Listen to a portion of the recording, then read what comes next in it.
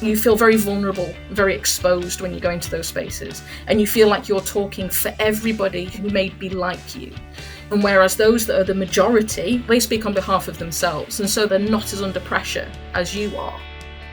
Welcome to a brand new episode of Starts at the Top, our podcast about leading differently. I'm Paul Thomas. And I'm Zoe Amma. Our podcast exists to help leaders and their teams understand what they need to do differently today to prepare for the world of tomorrow.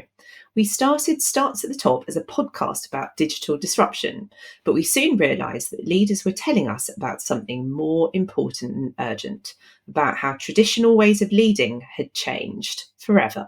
And we make it our mission to speak to leaders who are carving out new ways of leading, and we cover topics from emerging tech to inclusion, from remote work to mental health and climate change, basically all the subjects that today's leaders need to be across in 2024. Our podcast isn't about shiny corporate case studies. It's about lessons learned and progress made the hard way, and crucially, how that can inspire others. In this episode, we share our conversation with Lucy Straker. Lucy is one of the co-founders of Proud Changemakers, a group of LGBTQ+ volunteers who amplify the community and their experiences across civil society and create spaces for them to feel safe and included. And inclusivity is such an important topic, and one that we've covered before on the podcast, of course. And this was a great conversation, one we've been looking forward to sharing since we recorded it. And Zoe, you posted about inclusivity on LinkedIn last week and got a great response from people.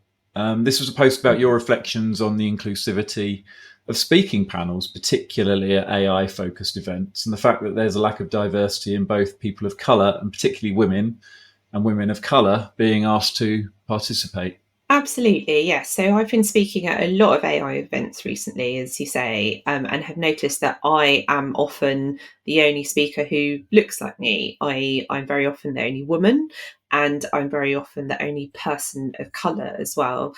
And I found that despite there being a lot of effort more broadly outside of AI for event organisers to make events much more diverse and to have more diverse speaking panels, when you go to an AI event, sometimes it feels like you're going back in time. It's really not diverse in terms of speakers. And I think that's a very confusing message to send out to audiences. And it also means that you're quite limited in terms of the different perspectives you can have on the panel. And actually, this point of AI adoption across the sector, and indeed any sector, is all about exploring those different perspectives, because that's how we work out the answers to the difficult questions. Yeah, and it does feel like a backward step, because this is not just with AI. This has been the case throughout the years, hasn't it? On speaker panels of all sorts of descriptions, it just happens to be that the topic of the day is one where, as you said, inclusivity is right at the heart of everything about AI. So it's a real shame. And you had some great responses though, and some sounds like the beginnings of a list of some amazing people, A, that we should have on the podcast. And yeah, B, I was thinking that too. You should be recommending all over the place for people that are putting these panels together. 100%. So I put the post out there on Friday on LinkedIn, and I wasn't sure if anyone would respond, but actually loads of people responded with some really amazing recommendations for women, and particularly people of colour, who look like the most extraordinary AI experts, covering all types of topics, everything from cybersecurity to gender-based violence to all different aspects of what you could cover in such an enormous subject. So I'll put the link in the show notes, because if you're organising an event involving AI as a topic anytime soon, please do go and have a look at that thread. It's got loads of amazing people on it. And get in touch, because I'm sure you'll be able to put them in touch with somebody. Oh yes, please do. Happy to connect people. And briefly staying with inequality and AI, we'll share the link to this story in the show notes, but I also shared with you today an article on the BBC website that appeared over the weekend. It's an interview with the computer scientist who is often regarded as the godfather of artificial intelligence, and that's Professor Geoffrey Hinton, who called for the government to establish a universal basic income to deal with the impact of AI on inequality. And he says that although he feels that AI will increase productivity and wealth, the money will go to the rich and not to those people whose jobs get lost. And that's going to be very bad for society. So that was his first point. And I think that probably echoes exactly what we've just been talking about, doesn't it? Quite worryingly. Absolutely. And this whole notion of universal basic income in AI is not an especially new one, but it's really interesting that it's come back now. And in particular, that it's obviously Geoffrey Hinton who's calling for it as well, which I would imagine indicates there is more urgency behind this. It's interesting what he says in the article about the fact that he's been talking to government about this need also. I mean, when I've seen this topic discussed before, I think there are ideas that it would be funded through a so-called sort of robot tax. So tech companies who are the beneficiaries of the enormous growth in this area, that's where the money would come from. But I guess any decision about benefits like this is going to be a political decision as much as a tech one. So maybe that's something we all need to consider when the manifestos for the election, whenever that is, come out. Yeah, there's probably some glib joke in there about, AI would do a better job than the current government, and hopefully the new government will do a better job as well. But I won't make it, honestly. And just to cheer everyone up about the impact of AI, he also, in this article, and I think it's an episode of Newsnight which I'm going to tune into, obviously after this recording. He talked about the impact of AI on the human race and said that if he had to guess that within the next 5 to 20 years, there's a probability of half, so 50% probability that we'll have to confront the problem of AI trying to take over, and that he expects an extinction-level threat to humans because we could have created a form of intelligence that is just better than biological intelligence. Sorry, just better. It's just better. Then rather matter-of-factly, he adds at the end that that's worrying for us. And I've seen the Terminator film, Zoe, and it feels like there are fun times ahead. Great. Well, I look forward to those then. Thanks, Paul. Again, though, because it's who he is, it's one of those things that you might take with a pinch of salt and give a bit of fun to. But I think it's going to be something that we do need to keep an eye on, because this technology is rampantly changing and really starting to gather momentum. So, if we don't want a Skynet type issue to hit us in the next few years, we do need to certainly pay attention. Yeah, I agree. And actually, there's a really good book about this, which I read some years ago, but feels increasingly relevant, and I should try and read it again. It's Yuval Noah Harari's book, Homo Deus, and it was written long before ChatGPT came on the scene. So I think it might go back to 2016 or 2017. But he essentially talks about how he feels that the sort of the lexicon of power is very much in nexus of power is very much in Silicon Valley now, rather than any government, because Silicon Valley actually, so this sounds like a mad conspiracy theory, but it's really not. He's talking about how, because there's so much tech expertise in Silicon Valley, then they're much more in control of things than in some ways governments are, because there aren't that same level of tech expertise in government. So it's a really, really interesting book. So I'd recommend having a read of that. It's absolutely true, isn't it? When you see the politicians, wasn't there an event recently in the last 6 months or so where Rishi Sunak was speaking at an event that was, he'd invited Elon Musk to, and all sorts of different AI safety summit. Tech bros united around the government. It's not outside of the realms of possibility that they might know or have a better hold on this stuff than the people that are running the countries that we all live in. Quite possibly. A great football team name there as well, Tech Bros United. I won't be getting a season ticket for that, and I suspect nor will you. No, I don't think they'd have us. No, I have my football foibles, and they're not tech related. Anyway, we digress. Now for our conversation with Lucy Straker. Lucy Straker, they, is one of the co-founders of Proud Changemakers, a group of LGBTQIA+ volunteers who amplify LGBTQIA+ people and their experiences across civil society, and create spaces for them to feel safe and included. They do this through their podcast, social media, newsletters, speaking at events, and they're in the process of creating a community network and hosting topic-specific events. Lucy has over 15 years of experience in voluntary sector communications and campaigning at organisations such as NAVCA, which is the National Association for Voluntary and Community Action, and Tinnitus UK. In their current role, they are campaigns manager at Break, the road safety charity. Lucy is also a public speaker and trainer on creating inclusive workplaces, specifically regarding people from the LGBTQIA+ community, and has co-founded and led a number of inclusion networks and activism groups across the voluntary sector. Lucy, welcome to Starts at the Top. Thank you for having me. You're very welcome. We're going to kick off today's conversation with a bit more about Proud Changemakers. I think if you could just give us an idea of how you got started, what you've learned so far, and we'll crack on into your plans for the future. Okay, sure. So, Proud Changemakers started out as a bunch of Post-it notes on my desk last year. I have, over the years, kind of created a number of networks, campaigning groups and those kind of things as a way to kind of push for inclusive workplaces, whether that's for kind of LGBTQI+ people, or I've set up anti-racism groups and kind of allyship networks and those kind of things.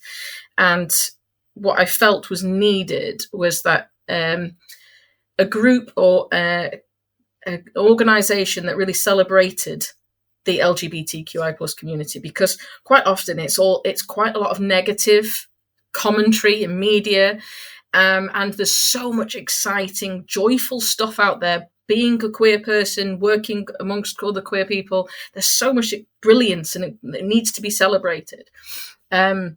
And we were looking at a way that we could capture that and share it with the rest of the world, because quite a lot of people would come to me and wanting to know how to be more inclusive.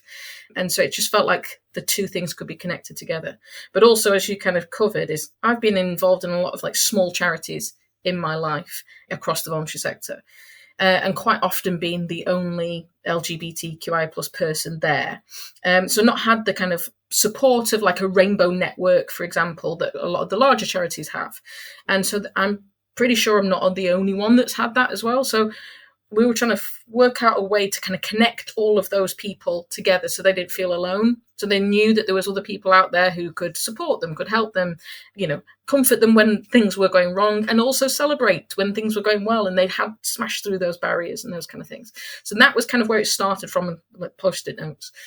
And I pulled together a few other volunteers that I knew who had similar passions. I mean, it started out, there was 5 of us, and then we kind of brought it to life with terms of reference and what we wanted to do, like with the podcast and those kind of things, and the social media presence and the key messages we wanted to push forward. We've now grown to 9 volunteers in total, and we've got another 2 coming on in a couple of weeks' time, so we're into double figures. So we're quickly growing and escalating, and we're just trying to make sure that we keep that kind of energy and that kind of support within ourselves, but also utilize the fact that there's more people around, and we can mobilize quicker, and we can really spread that joy and use as many skills and knowledge and energy that we have within the group. I love that, from Post-it notes to terms of reference. That's when you know you're growing up. Yes, yeah. I still have the Post-it notes. I think I could probably dig them out of my drawer. It's they have any good working group within the voluntary sector starts off as Post-it notes, even whether it's virtual Post-it notes or physical ones. I think that's kind of where we've always started. So, and what support do you need from the sector? So if there's anyone out there listening who could help you, what do you need from them? What can they do to support you? Well, there's a number of ways. Our kind of main aim, I'd say, is that we're there to elevate LGBTQI+ people and stories. We're there to advocate for them, and we're there to support them. So what do we need? We need platforms. We need people to share. We've been very fortunate so far with people like yourselves wanting to kind of amplify kind of our messages. We want people to come and share their stories on our podcast, our future website, and those kind of things, and at events. And we've also been very fortunate to have a couple of people giving us some funding very early on, just to kind of get us going with setting up on things like paying for the Zoom account or even travel and those kind of things. So that's probably what we really need: people to engage with us, share stories, share their ideas, amplify our messages, connect. We've been very fortunate with some charities sending it around their internal newsletters and those kind of things to try and get people to engage. And then obviously, what charitable organisation doesn't need funding? So that is also, if anybody's there to help us support, and again, knows of any funding areas that we can look in. We're wanting to set up as an incorporated organisation, so any startup funds and those kind of things would be great if people can point us in the right direction. Absolutely. Yeah. So anyone out there who can help, how should they get in touch with you, Lucy? Well, we are across most of the social media. So we're on X or Twitter. I still call it Twitter because I'm old school. Instagram and LinkedIn and YouTube. And we're there as proud_change. But we're also, we have an email, which is Proud Changemakers, one word, and then @gmail.com. And any of those, they can get in contact with us. Or you can just reach out to me. I'm also across most of the socials as well as Lucy Straker. So hopefully I should be easy to find. Good stuff. Yeah, and you've got some great content on socials. I'm a big fan of the channels. And then when we last spoke a few weeks ago, we talked about the role of groups like yours. So all these movements for change that have sprung up across the sector, groups like Charity So White as well. And it feels like the work you're all doing is so vital and so important. And it's happening because that work is not being done elsewhere, is it? So can you tell us a bit more about your take on all of that? Yeah, I mean, it comes from lived experience. Like you covered earlier, I've been in the charity sector for 15, probably more than 15 years, if I'm being completely honest. I feel like I've been saying 15 years for quite a few years. And I have experienced, discrimination, whether that's kind of overt or covert discrimination. I've been told that, there's too many queer people within this organisation. We don't want to hire anymore. We're already diverse. I've been told that homophobia doesn't exist in the UK anymore. These things, this is just my personal experience.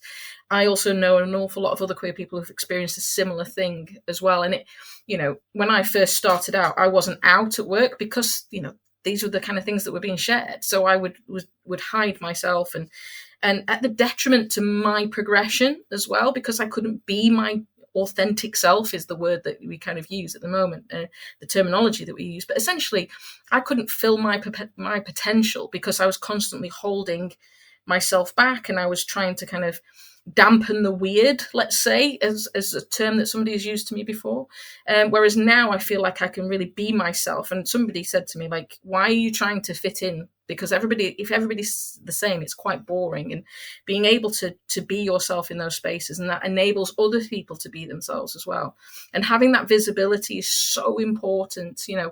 One of the things we talk about at Proud Changemakers is like, well, we're the only people that we didn't see someone like ourselves. And if we saw people like us being out in those leadership positions, we'd feel that we could do that as well. So I'm kind of there to help kind of bring people through, smash through those windows and those ceilings and all those kind of things that are there to prevent us from being ourselves and blossoming into the sector. I think a lot of people think that the sector is just so, progressive and those kind of things. And there are really progressive areas of it, but there are also there are a lot of barriers to a lot of people. And I'm there trying to work with as many people as possible to try and break down those barriers. And that's what we want to do as Proud Changemakers, encourage people to go out and be empowered. And that goes, I think, across all those kind of characteristics that are discriminated against. And I really think that intersectionality is so important as well. With all these groups come up with just, we're talking about queer rights or whatever it may be.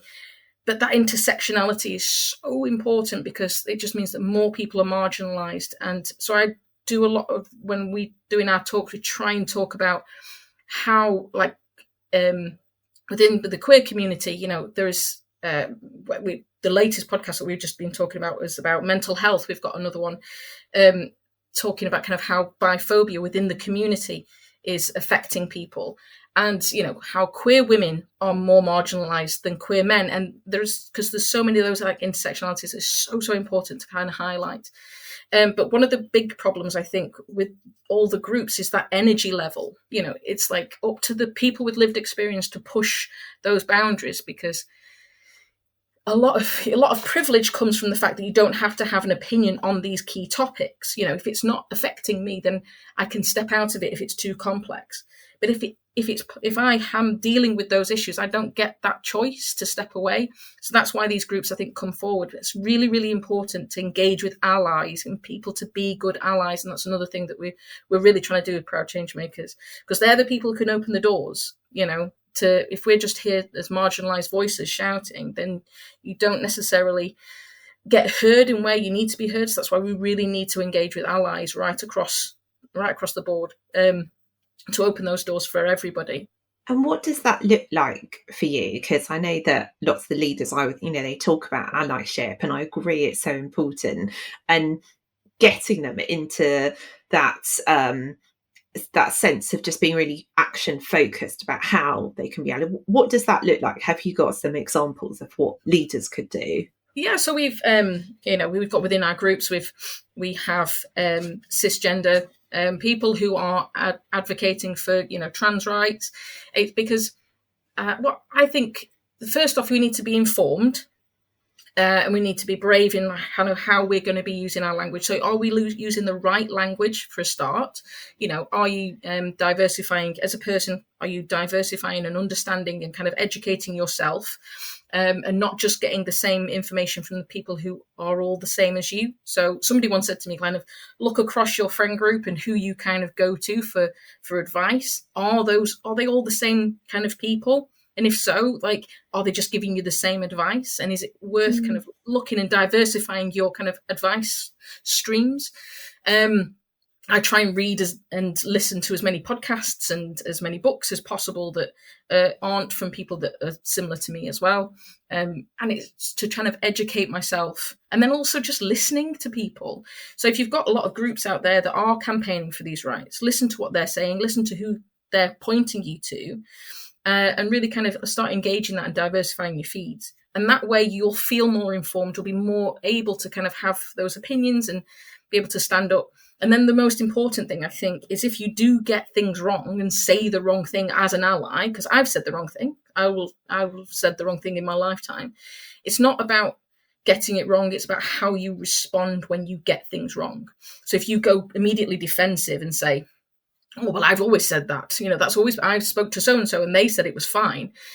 We're not a homogenous group, regardless of kind of what characteristics we have, and everybody kind of responds to things differently. Like the word queer within the LGBT community, for example, some people are really against using it and other people are really for using it. And I always think these things happen in context anyway, what context are you using these words. So that's why I think it's really important, to kind of educate yourself, listen to people. I mean, communication is about listening. So listening when people are telling you that's not quite the right word and calling you in, listen, respond, and then educate other people as well. Go into your peers and tell them, like, I had this experience and this is what I learned. And that's how sharing those stories is how we as a society will progress and grow. I just wonder whether there's something here as well. We've put out an episode this morning, which is all about diversity from an ethnic minority perspective, and making sure that and that's we're in a week where that's very present in the news, and obviously that's something that is hopefully foremost on people's agenda. But the story that we heard was that EDI was sort of losing some traction and some prioritization within organizations. Do you see that from an LGBTQIA perspective as well? Yeah, I mean, as I've said before, people do tell me that it's kind of been done. And I always say that it's not, it's never a destination, it's a direction. Being inclusive is a direction. It's a way of thinking.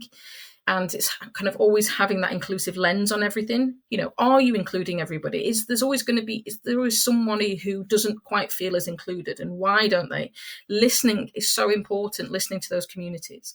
And like I said, intersectionality is becoming more and more important, because I think we quite often say, this is what is needed for the LGBTQIA plus group. This is what is needed for the disability community. This is what is needed for the global majority. We use these terms, and it's like they're not homogenous groups, and we need to be listening to people and understand that intersectionality. And I think that is that is where EDI is kind of probably falling down a lot in a lot of organizations, because they're not addressing that intersectionality. It needs to be at a strategic level. It needs to be part of the strategic objectives to be inclusive. It needs to be the board need to be addressing them. We need to be looking at it on a periodic basis. Are we still working? Are we still working towards inclusion? What areas are we not doing well in? What areas are we doing well in? And both internally and externally as well. Are we doing everything internally that we can do to be inclusive? Are we doing everything externally to show people that we are inclusive? Making those inclusion statements and saying, this is what we will tolerate and this is what we will not tolerate. And having that kind of support for staff is really important. But a lot of people just kind of add it onto roles, or, think that they'll do it for we'll do it for 6 months and see how we get on. But it needs to be as important as marketing, as finance and all those kind of things. Being inclusive and having well-being, staff well-being kind of right at the top needs to be really important. So when we did the structure for Proud Changemakers, we've got a role in there, a volunteer role that's purposely about safeguarding both the volunteers and the listeners and all those kind of things, but also about volunteer well-being and about inclusion and diversity, because we want to live our values as well. So we have somebody in there that is purely their role within the team is for safeguarding well-being, inclusion and promoting diversity. Yeah, that makes a lot of sense. Great that you've got someone who's got responsibility for that. So speaking of safe spaces, I just want to go back to something that you mentioned a few minutes previously, because it really, really resonated with me. So you talked about how obviously as a sector, in some ways we're progressive, right? We're sort of fighting for change and for a better future. But at the same time, that experience of working in the sector when you're someone who represents a marginalised group can feel very conservative with a small c. And sometimes I find that myself as a woman of colour, I find particularly when I spend most of my day working with leaders and they're not a very diverse group. And whilst I feel very well supported by the people that I work with, there's a real lack of diversity, and it does sometimes feel quite kind of conservative in many ways. Why do you think the sector is like that, and what can we all do to change it? Over the years, I've had a similar kind of barrier. Not obviously, I am white, so I have that privilege has let me kind of get into those spaces, and I can kind of hide my sexual orientation and my kind of gender orientation and those kind of things. But yes, the sector is very, very white and is very kind of female at a certain level. But then when you get to kind of a more kind of the large senior kind of sections, it tends to be very male dominated as well. And yeah, it's very frustrating. And only the other day I found there was a meeting that was just basically white men, and I was very frustrated by this. And I try and push back and try and be as progressive as possible and try and just highlight. I spend a lot of my time highlighting that to people and saying this is not really acceptable, is it? And how can we go about it more? And I just think about it's about identifying those areas where we are not diverse and going into those communities and almost explaining to them why we need to do better. What we're listening, again, it goes back to listening to what those barriers are that we're putting up. Back in my NAVCA days, we did a lot of work around the Vision for Volunteering project, and we looked at what the barriers were to volunteering, because it tends to be the same demographic that tend to volunteer all the time. And what are those barriers? And it's really important to go into the communities and ask and understand. That's what we did a lot of the time, was go and talk to people. What are the barriers to volunteering? I know, looking at Proud Changemakers, we need to be more diverse in other areas as well. And we want to set up the structure so that we can go actively and look at where we're not diverse enough, where we're not getting those voices and those, I did a workshop recently around kind of race and LGBTQIA plus, and how those two things were, the intersections between the two, and what kind of discrimination is around for people battling both of those fronts at the same time. And again, it goes back to, we've got to go into communities, talk to people, listen to people, and work out what the barriers are, and then start taking those barriers down, because quite often it's systemic barriers and people just don't see themselves in those spaces. And we need to be able to show them that they can be in those spaces and really elevate them and their stories up. So there's a lot of work to be done, really, and we're trying our best, and we'll obviously try and share as much as possible. The podcast, as you know, having a podcast is such a great platform for storytelling. And I think capturing stories is so magical in a way to kind of really pushing for change. So going and being able to just go into a space, record somebody and their kind of experience, and then be able to share it with the world with that call to action of like, we need to be doing this better, we need to be doing more of this, is hopefully kind of a way to kind of really push for change. And that's what we're trying to do. Yeah, stories are so important, they're so vital for creating that sense of empathy, which I think is so intrinsic to what we should be doing as a sector. And one thing that I've always struggled to try and get people to understand what it's like to walk into a room when you are different to other people in there. And you talked about that experience earlier of walking into a meeting and it's just, a sea of white men. Can you tell people what that is like, that feeling of turning up to a meeting and you suddenly realise that you are different to everyone there? Yeah, I did a talk recently at Fundraising Everywhere, and I looked at kind of different ways that you can make fundraising events more kind of LGBTQIA plus inclusive. And one of the things I talked about was like black tie fundraising events. This is something that is really kind of close to my heart, because as somebody who is gender diverse, and you will not see me in a dress. I'm going to put that out there. You won't see me in a dress, but I do look very good in a suit and a tie. But to walk into a space that's very kind of gendered, in that kind of like men wear the black tie and the women wear the dresses, I always look very different in that space. So it's like, how do we make that space more inclusive? And it's just trying to kind of mix up just break down those barriers. If you go and Google black tie dinner, you get a sea of basically white people with black ties and then ball gown dresses. And it's, how do we strip those barriers back? And it's because I feel very, very uncomfortable. But would I feel more uncomfortable wearing a suit and tie in that space or wearing a dress? Probably more uncomfortable wearing a dress than wearing a suit and tie, because at least I can be myself in a space that doesn't accept me, instead of trying to be something else in a space that doesn't accept me. So I always try and be myself, but I've not always done that in the past. It's very, you feel very vulnerable, very exposed when you go into those spaces, and you feel like you're talking for everybody who may be like you. Every single queer person is, then I'm kind of speaking on behalf of all of them, which I'm not, because I can't. No one can. And whereas those that are the majority, as in that space, it was white, straight men, they don't speak on behalf of that kind of group of people. They speak on behalf of themselves. And so they're not as under pressure as you are. So that's why it feels very exposing. And quite often in the past, I've not said anything because I can't really handle that pressure. I'm a very different person now. So actually, when I go into those spaces, I'm quite vocal and do it on purpose. But it's taken me a lot of time to get to that stage where I feel confident enough to do it. Because in the past, I've always kind of just shied away from it.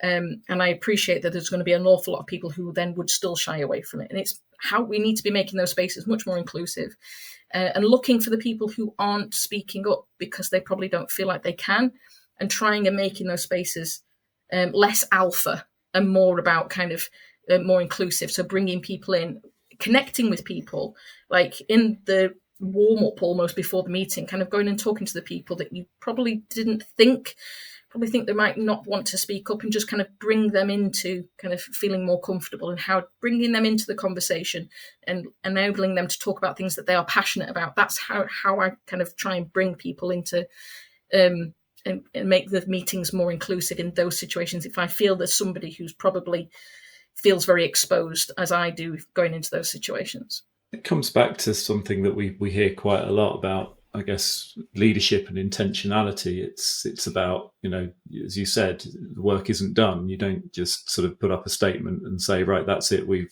done with that now. It's the consistent intentionality around just making sure that you walk into that room and you make that decision to talk to that person, or you walk into that room and you immediately notice that somebody might be different and uncomfortable, and hit it straight on. It's the intentionality around recruitment and making sure that you are going and speaking to those rooms full of people who aren't like you and bringing them into the organisation. And it strikes me as that's the bit that I think leaders probably need to open up to a lot more. I think so. I think we kind of say like, oh, we're out standing on our box talking about inclusion, and everybody should be listening. And it's like, well, if they're not standing in front of you, then they can't hear you. You've got to go to where people are, understand what the barriers are to them, because you know, with your privilege and with my privilege, I can't understand everybody's barriers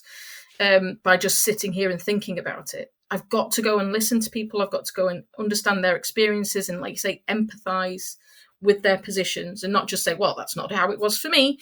You know, we have this thing at Proud Changemakers where we say, like, there's two types of people in this world. There's one who say, like, well, you have to go through it because I went through it. And then there's others that say, like, I'm going to make it so you don't have to go through what I went through.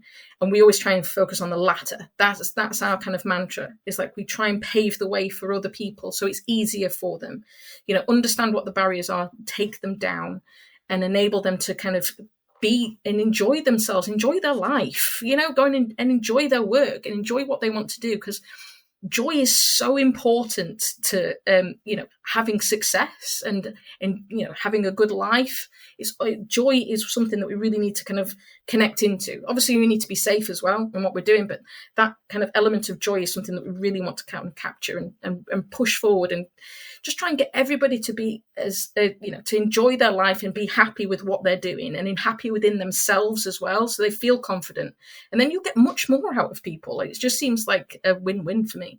Yeah, and I loved your description, Lucy, of what it's like to walk into a room when you come from a marginalised group, because that really, yeah, I totally resonate with everything you said there. It feels like in those more formal settings, whether it's fundraising or a sector conference and awards, there's almost this default setting that people default to, where suddenly there's all this hierarchy that creates a lot of baggage that comes into the room as well. And I feel like there's a code that, as a woman of colour, I just don't really speak. I feel like a stranger in a strange land where people are supposed to behave in a certain way, and I'm not quite sure what that is. And you're right, it makes you feel very vulnerable, and it's quite disorientating, isn't it? Yeah, I mean, I've actually, many years ago now, I sat in an appraisal where, you know, somebody said, well, you know, we think you're very, you know, you're very proactive and that you work really well and stuff, but we just think that you need to dress more like a woman in order to really kind of be, in order to be taken seriously.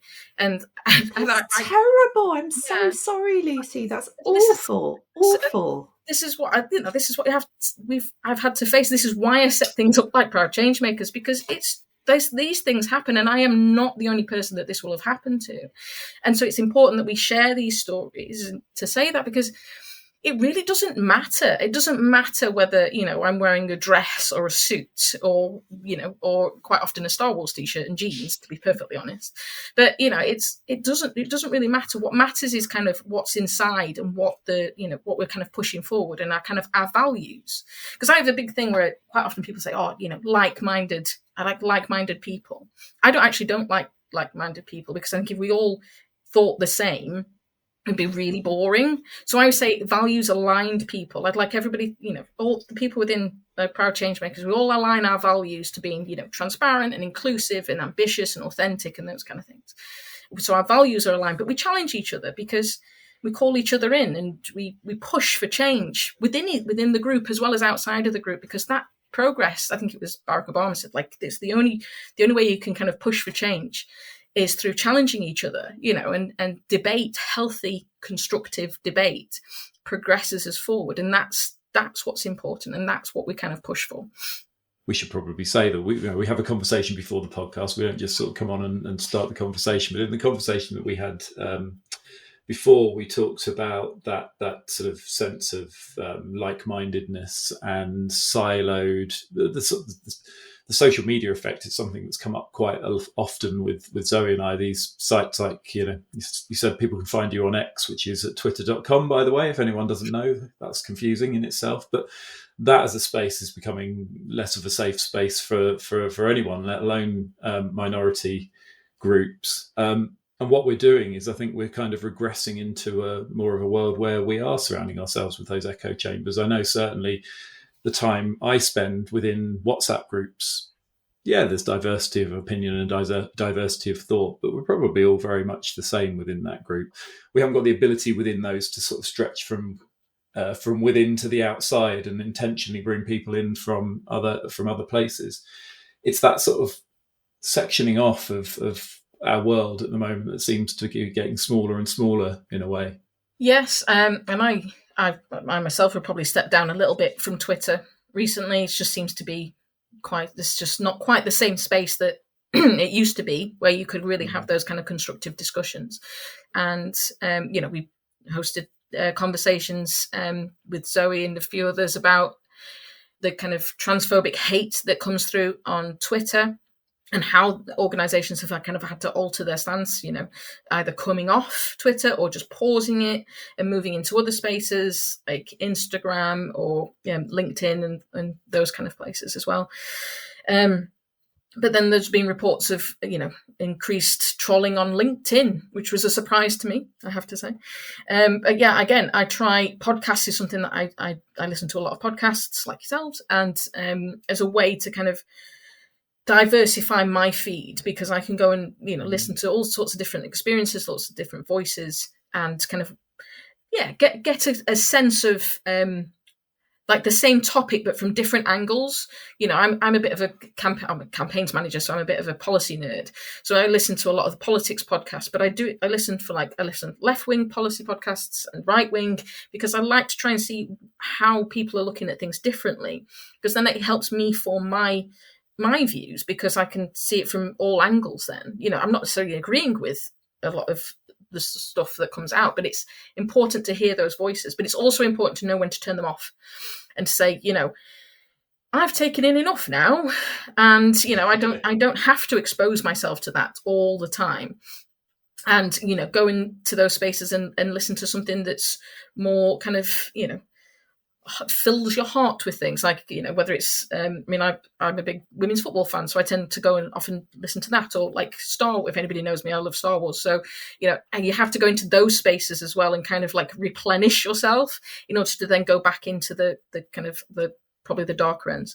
And so we like when we talked about the kind of transphobic hate angle, we looked at like how you protect your staff and who are on social media a lot, and Twitter being one of them, that there's a lot of that hate and trolling that can go in there, and just using that block, not engaging with the trolls, not engaging with people who are throwing hate at you, actually engaging with people who want to have a discussion, but not those that are kind of spiking you for kind of to be attacked, basically.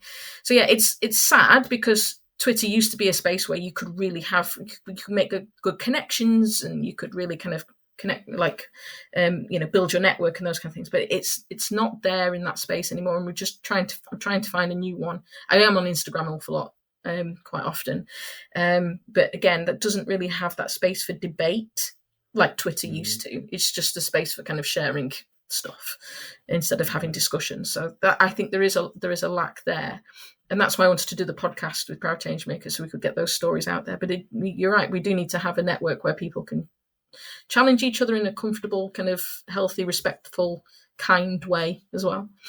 Yeah, that feels like a real vacuum in our current digital landscape, and something which I think is also becoming quite rare offline as well. I mean, I think since all these filter bubbles started to spring up online, as you were both saying, it feels like that behaviour is starting to drift into face to face as well. It's one of the reasons why I like having a podcast so much, because we can have discussions with people, and we don't always agree with all of our guests, but I think that's really, really healthy. They probably don't always agree with, goodness me, Paul and I barely agree with each other most of the time. It's just fisticuffs as soon as we start recording.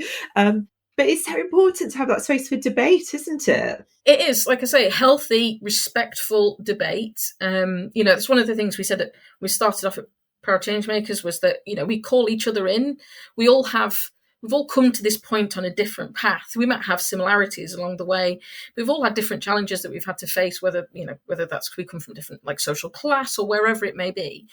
And just having that ability to kind of say, actually, from my experience, it's been this, and having that kind of healthy debate and discussion, because again, we're not a homogenous group. We all have different ways. We all have different terms that we use to refer to ourselves. Some people, I know a lot of queer women, some would use lesbian, some would use gay. There's all sorts of different things, and they'll be like, oh, I can't use that word.